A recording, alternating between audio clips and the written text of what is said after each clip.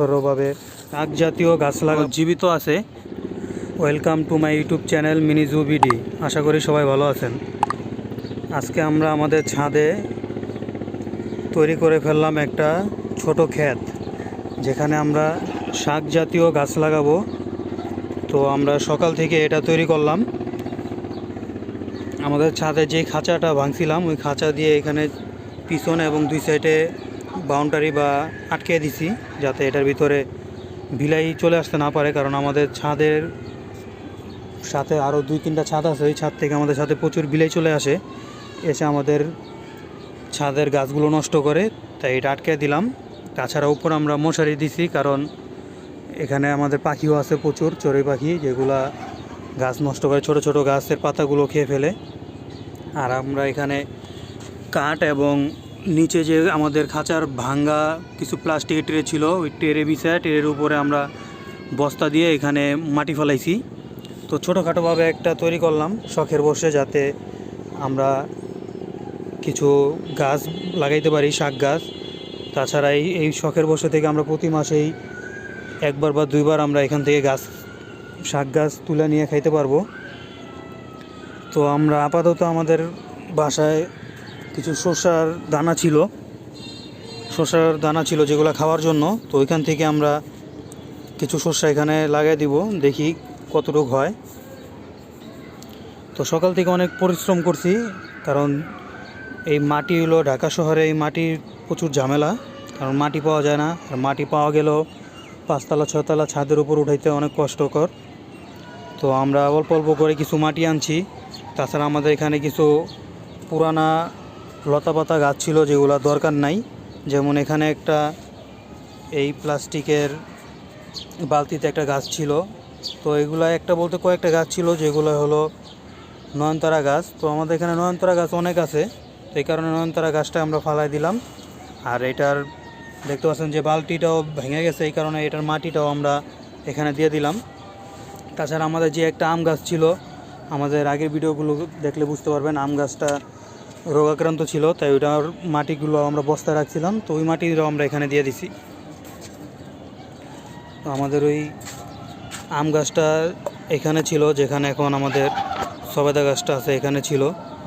তো উপর থেকে দেখতে খুব সুন্দর লাগে সবেদা গাছটা প্রচুর বড় হয়েছে। আর এখানে আমাদের ওই ছোট ছোট গাছগুলো দেখতে পাচ্ছেন, যেগুলা সবজি গাছ, শীতকালীন সবজি লাগাইছিলাম। এখান থেকে উপর থেকে দেখা গেছে যে দেখেন এখানে টমেটো হয়েছে, বেগুন আছে। আর আমাদের পাশেও দেখেন গাছ আছে, নিম গাছ। তো পাশেও কিছু গাছ আছে বড় বড়, যেগুলা আমাদের বাড়িটা 5তলা, এই 5তলার উপরে এই গাছগুলা, আর ওইটা হলো 4তলা। তো ওই গাছগুলো আমাদের 1তলার বেশি উঁচু হয়ে গেছে, আমাদের এই গাছগুলো থেকেও বেশি বড় হয়ে গেছে।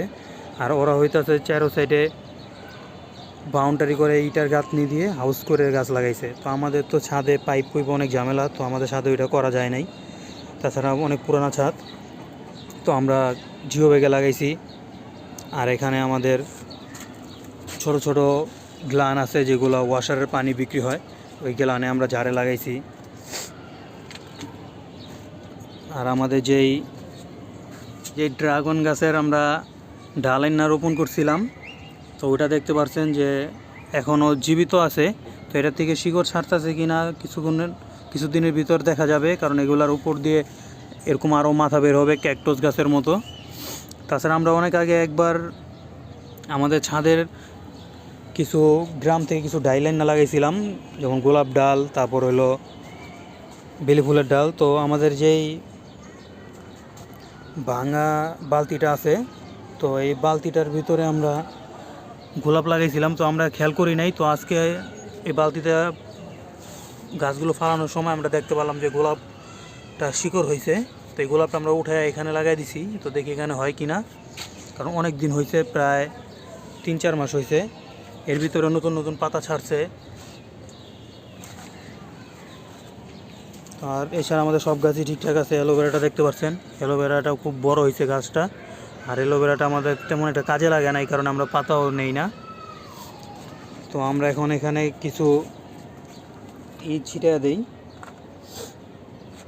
যেগুলো আমরা নিচে খাওয়ার জন্য ব্যবহার করি। তো ওগুলো আমরা এখানে কিছু ছিটিয়ে দিই। এর আগেও আমরা পরীক্ষিতভাবে অল্প কিছু জায়গার ভিতরে ছিটাইছিলাম, দেখছিলাম হয়েছে। তো এবার আমরা বড়সড়ভাবে দেখতেছি হয় কিনা। তো বিসমিল্লাহ বলে আমরা এটা ছিটাই, দেখি হয় কিনা। বিসমিল্লাহ, হয়ে যায়। তবে বেশি ঘন দেওয়া যাবে না, ঘন দিলে গাছগুলা বড় হইতে দেরি হয়। তাছাড়া যেগুলো একটু বেশি বড় হয়ে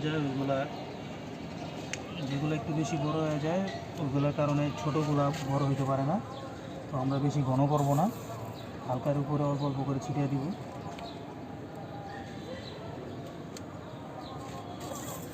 আর এগুলা হইলে আমাদের জন্য ভালো হবে, কারণ বাজারে যেগুলো বিক্রি করে ওগুলো অনেক কীটনাশক ওষুধ সার টার ব্যবহার করে। আর আমাদের এখানে সব প্রাকৃতিকভাবে ন্যাচারাল, কোনো সমস্যা নাই। কারণ এগুলো সব গোবর, মাটি, তারপর চা পাতা, এগুলো দিয়ে আমরা এগুলো ব্যবহার করছি। এছাড়া কোনো কীটনাশক বা রাসায়নিক দ্রব্য আমরা এখানে ব্যবহার করি নাই। বেশ কিছু বীজ ফালাইলাম এখানে। তো হালকা অল্প অল্প করে আমরা এখানে কিছু পানি ছিটিয়ে দিতে হবে, কারণ মাটিটা শুকনা। তো আমরা অল্প অল্প করে কিছু পানি দিয়ে দিই।